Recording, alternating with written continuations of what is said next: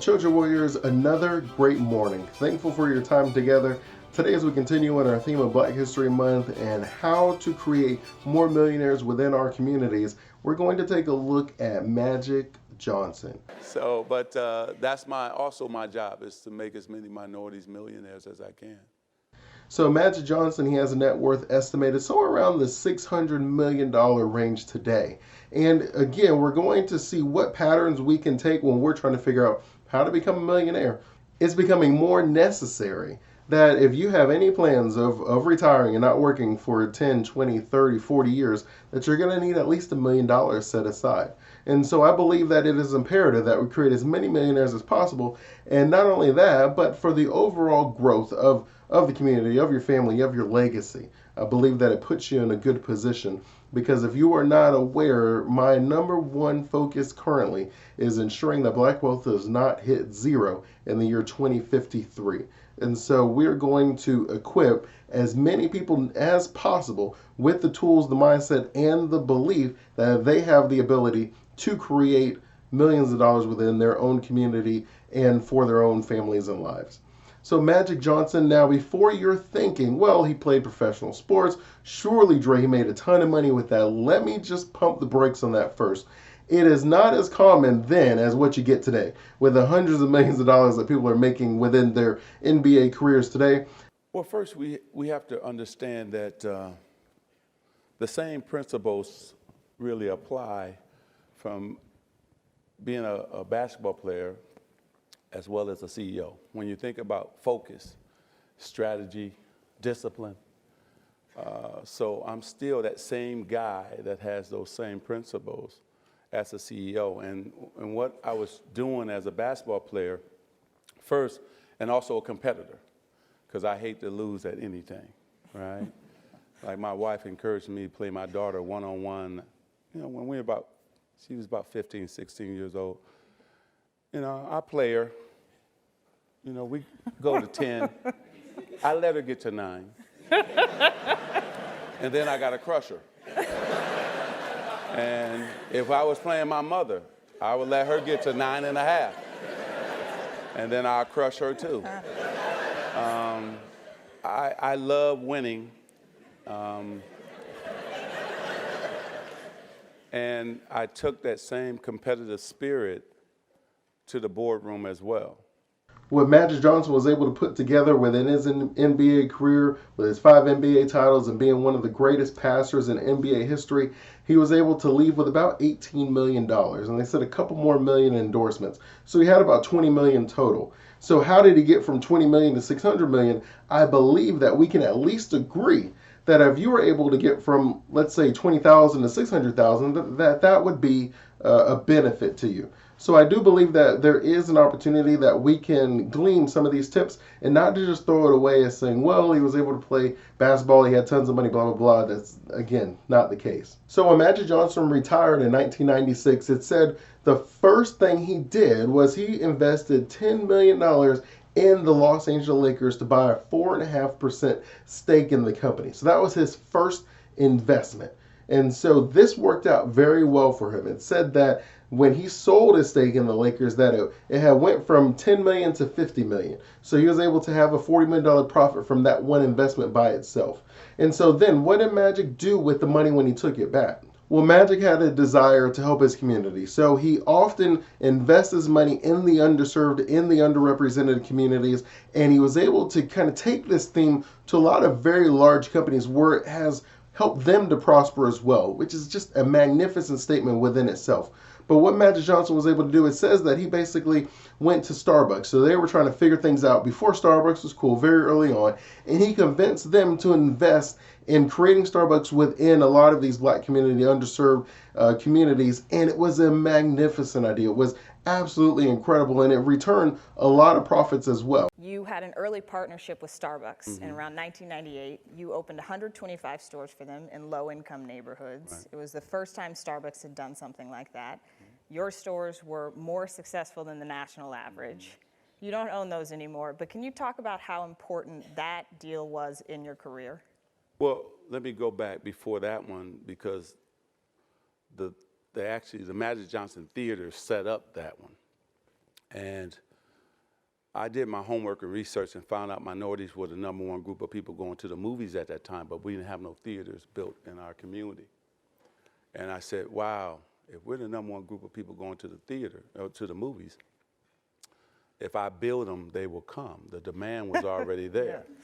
So I met with the Sony execs and told them, look, the growth of your business have to be through urban America. We got an unbelievable spending power. Look at our spending power right now.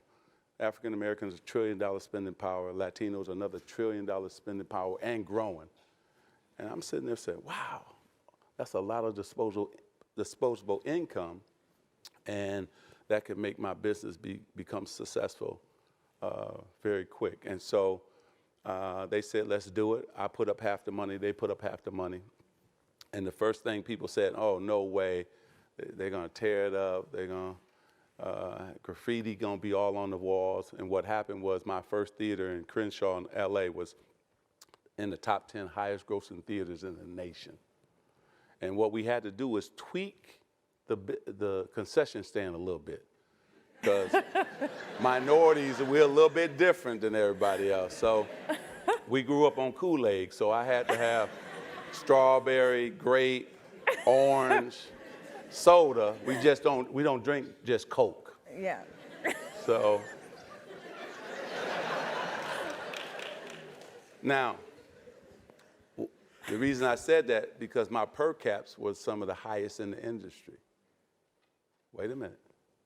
So if I keep that Coke just in there and my customer base don't drink Coke, I'm not successful, right? Then I had a spicier hot dog, some jalapeno peppers. That was the first time in theater history that ever happened, right? And so I was able to understand my customer base and over-deliver to them.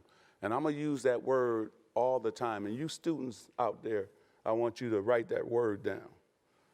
And that's over-deliver.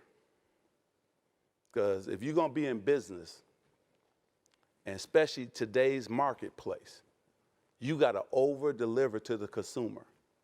Or guess what? They're gonna leave you that fast. I have over-delivered to my customer base for 30 years. That's why I have the #1 brand in urban America. And so if I had just kept Coke in there, not the hot dog change, it would have been a problem. Let me tell you a little quick story about how they looked at me as a basketball player. So we're about to open my first theater on Crenshaw in LA. And I asked the food buyer from Sony, I said, how many hot dogs do we have for the opening? So he's like, man, the same amount we gonna give you is the same amount we have in our suburban theaters. We opened the theater on Friday. We sold out all the hot dogs that normally take a month to sell out in suburban, sold it out in one night. Why? Because minorities, we're not gonna go to dinner and a movie. We're gonna have dinner where? At the movies. I can't hear you. At the movies. So that's another reason my per caps was so high. You have to have an understanding of your customer base. And I know what urban consumers want. See, for Magic, his mission was to provide beneficial services for the underserved communities, for the underrepresented communities within the black neighborhoods.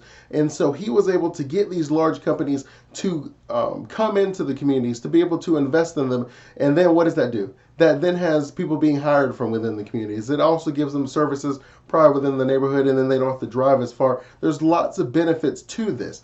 As a result, naturally, it ends up creating more money for Magic Johnson. As I often have told you, if you are finding problems to solve, the more people that you are helping, the more money that it will generate for you. And you have to be on the lookout for problems. And it's said that Magic Johnson was able to take his stake within Starbucks, his 50% stake, and that once he sold that these first two investments that he made had taken him to $100 million. I took a sip of that tea, I said, wow, no wonder. I said, man, that's the next successful thing that can happen in urban America. So I cold called Howard Schultz, CEO of Starbucks, and said, look, I want to come up and see you. So I flew up to Seattle, and we had a meeting, and thank God he was a basketball fan and season ticket holder of Seattle Supersonics. And we sat down and talked, and I told him the growth of his business would be through urban America, because, you know, Starbucks got a store. Man, they saturate the market, which is great. They dominate the market. And I said, but there's none in urban America, and we got this great spending power, and I knew that it would be successful in urban America. He said, well, we don't do franchisees. I said, I'm not here to become one. I want to be your partner. I put up half the money, you put up half the money. So he said, well, I got to sell it to the board. Let's have a couple more meetings. So long story short, we had about 4 more meetings. And then he finally decided to come down and see how we manage my theaters. And this is really important to a lot of you young people out there. You got to make sure that what you're selling and what you tell people is going to be the truth, right? When they come and see what your business looks like, everything that you told them is sure better look like that. So sure enough, he comes down on a Friday night, and thank God Whitney Houston's first movie was coming out, Waiting to Exhale. So I had about 4,000 or 5,000 African-American women wrapped around the corner trying to get in to see this movie. So Howard comes, we come around the corner, and he's like, wow, man. He was amazed we had this many people waiting to see this movie. Got inside, the concession stand was just, I mean, we were making money like crazy because everybody was ordering something. And then finally the movie started. So we sat in, one of my biggest house was 500 seats. And the movie got going about 20 minutes in, and every African-American woman in there thought they knew Whitney Houston personally, so they started talking to the screen. Girl, why you still with him? You should dump him. And so Howard grabs me out the theater, true story, and said, Irvin, I've never had a movie-going experience quite like this. And he said, you got the deal. So we did 3 as a test. And this is where that word comes in, young people. So he gave me 3 to test. So I had to over-deliver with the 3. So when I looked up, I said, okay, we got to tweak Starbucks just a little bit to fit in urban America. The coffee was great, but the dessert was not. We don't quite know what scones are, so I had to take the scones out of my Starbucks and put sweet potato pie, pound cake, sock-it-to-me cake, peach cobbler. They said, no way minorities would pay $3 for a cup of coffee. Well, we proved everybody wrong. My per caps were higher than his per caps. And it went from building 3 to building 125. The multiple was already negotiated. So when my contract was up in terms of the number 125, I sold them all back to Howard, and I walked away with a big smile on my face. And so, and he did too, because he says already in all the interviews that he's been able to do after our partnership, he said how our stores really changed Starbucks, brought in a lot of minority managers, district managers, employees. And so, and now he's built now 500 to 1,000 stores in urban America, and it's great. So it's great for me to be the guy who opened the door for Starbucks going into urban America. So just within a handful of years, 2 smart investments, he was able to get to $100 million. So what does that mean for you? Well, obviously what it means is we have to be able to understand what is our driver outside of just making money.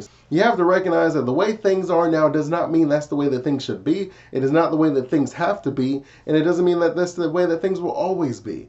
And so Magic understood that even though a lot of companies didn't understand how to bring their business within the underserved and the Black community, that it wasn't an issue with them being able to maintain the company. And so once he got them past a lot of these issues, and he also put his money where his mouth was, which obviously helped along, then he's able to get them to invest in the communities, and then they grow together. And he kind of mirrored this same formula. So Magic then took some of that money, and he was able to start some funds where they were able to help some young entrepreneurs that just don't have the capital, where he's helping them to start companies. And then, as you guessed, as they're starting companies, they're creating value for their community, and they're generating money, and then that generates more for Magic. So you can see he's following the pattern of helping and being able to help, especially within his community and people that had the need for it.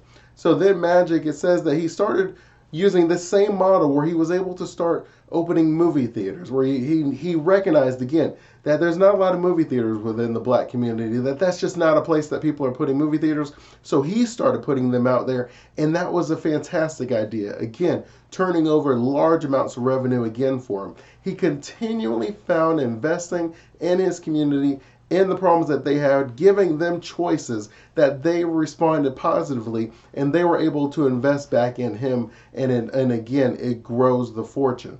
So now he's building this empire, and that's when you start kind of seeing him kind of in the spotlight, where now Magic is like, hey, he's out there trying to buy the Dodgers, what's going on? Or like, where'd all this money come from? This was the guy that was a professional basketball player, and now you're telling me that he has enough money where he's a sports team owner. And now, granted, he did join with a lot of other capital firms where they were able to do it together, but it doesn't change the fact that this guy went from 18 million, maybe 20 million, and then he's been able to consistently generate money by helping his community, where he gives them things that they need, and then he also gives back from the money, where he creates foundations, he creates funds where different black businesses are able to get started, and again, they're able to reinvest in the community. And you find that ends up rewarding you not only on the dollars and cents half of it, but it also rewards you just on a personal impact and contribution to society as a whole. Because as I've often mentioned, it's not just a black problem or a brown problem or anyone's problem, it's an American problem. And then I've had the #1 real estate, when you think about fund in terms of an urban fund. So we did 300 million, we did 600 million, our second fund, and our third fund, we did $1 billion.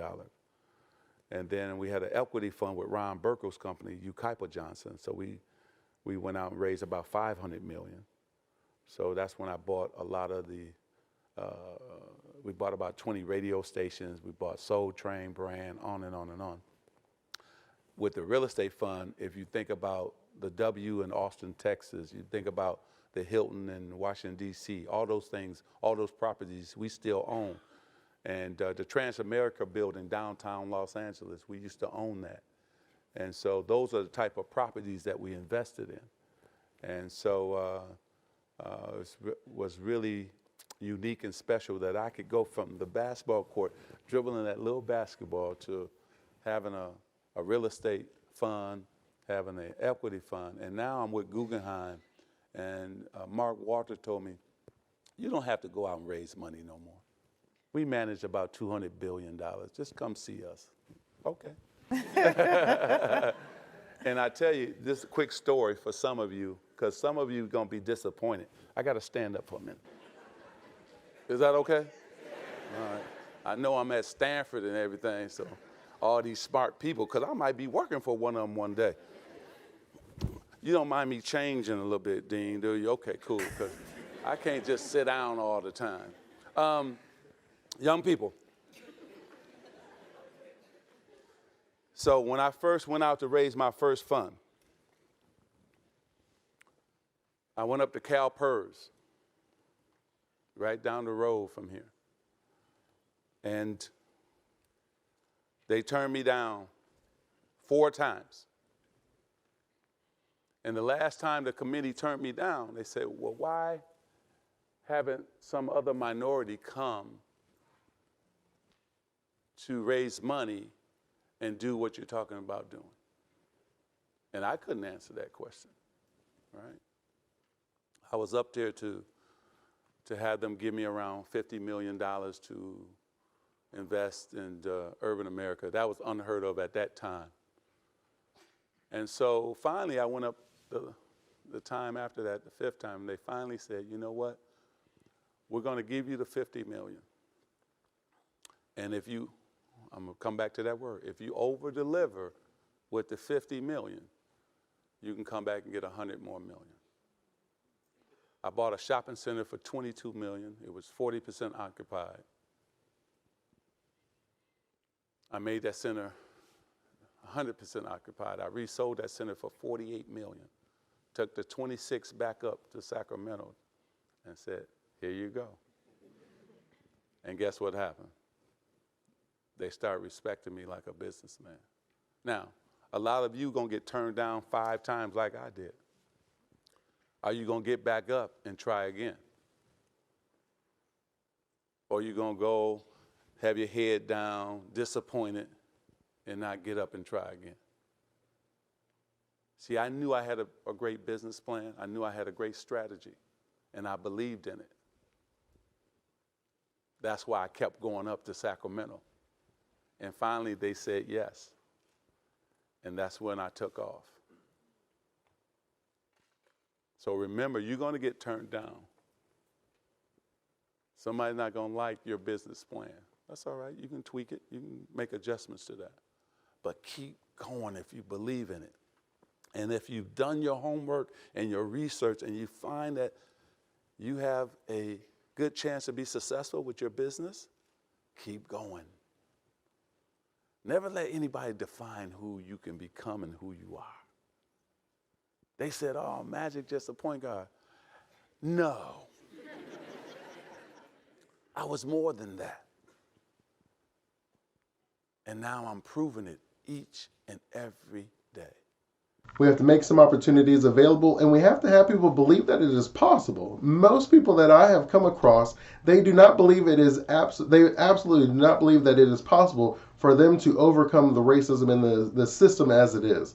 And while there are lots of examples of things being extremely difficult, I find that if you are focusing on a solution, that you will create something, that you will find a new and improved way to get your product out to the people. And it may be an innovation. It may not be right that you have to do that, but what is your other option? I mean, what else are you going to do? Like I said, less than 2% of black and brown people have $1 million when they are 65, which is almost the minimum requirement to be able to stop working for 30, 40 years, right? We're talking about being unemployed for 30, 40 years, right? Like if you're 20 and I said, I'll give you $1 million, you never work again, most of you would say that's probably not enough. And you wouldn't be wrong.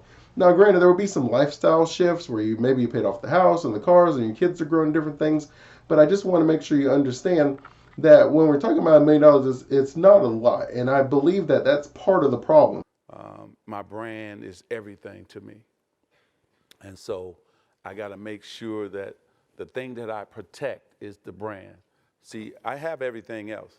Sustainability. I have growth. I have all that now, right? But the one thing that could ruin it all is a tainted brand and a diluted brand. And so I want to make sure that I protect that brand. And that's why I hire people like Ryan who can not only protect the brand, but grow the brand and the bottom line all at the same time. A lot of people believe that $1 million is such a large ask that they do not believe it is possible for them to get it, that it would take some miraculous event, and I do not see that as the case. That you can actually take a regular systematic approach where you just put aside 5, 10, 20, 30% of your income, and then you grow that in something, and then when you have the same opportunities that Magic has, you're able to capitalize on it. And if you're able to pool the funds together, then you're able to start seeing some of these opportunities, some of these growth. There are lots of capital firms where the requirements are published and you could just invest in them and then get the rewards. There are lots of people that are doing real estate and then they're buying townhomes and different land and they're doing renos, and you just give them some of the money towards that and then you get some of the reward back. The goal is not to figure out one thing you could do to generate $1 million. The goal is to figure out how many streams of income can I create, because studies show that most millionaires have at least 3 streams of income, and you'll find that a lot of them have more than that. And so you want to make sure that you are working in a way where you're turning your money into employees, where your money is working for you. And now that dollar, our problem in urban America, the dollar only touches 3 hands.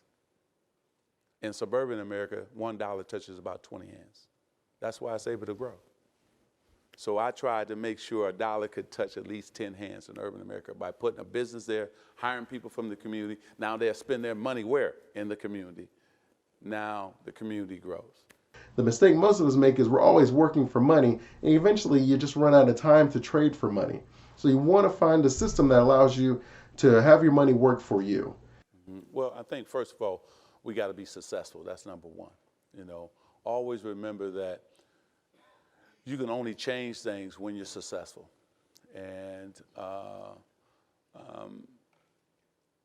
I think more minorities will have access to capital so that they could build their own businesses because I'm successful. And I don't think that we're going to change financial institutions, but it's in terms of minorities owning a financial institution. But I think what I can do is open the door for other minorities to have an opportunity to become business people, right? You see what I'm saying? And so right now we're seeing that everywhere. If you look at the hip hop community, who do they credit for changing their mindset on becoming businessmen? They credit me. And athletes do the same thing because I opened the door and also changed their mindset and attitude toward just being a artist or just being an athlete. Now we know that we can go from the basketball court to the boardroom. So I think Equitrust will allow others to say, hey, there's an opportunity to own a financial institution, hopefully. If not, just, again, just being a pioneer for minorities to be able to know that you can be successful as a businessman or a businesswoman. And again, that'll be a mindset moment. I'm always thankful for your time. Until next time, continue blessings on your journey to become the champion of your dream life. And as always, better self, better wealth.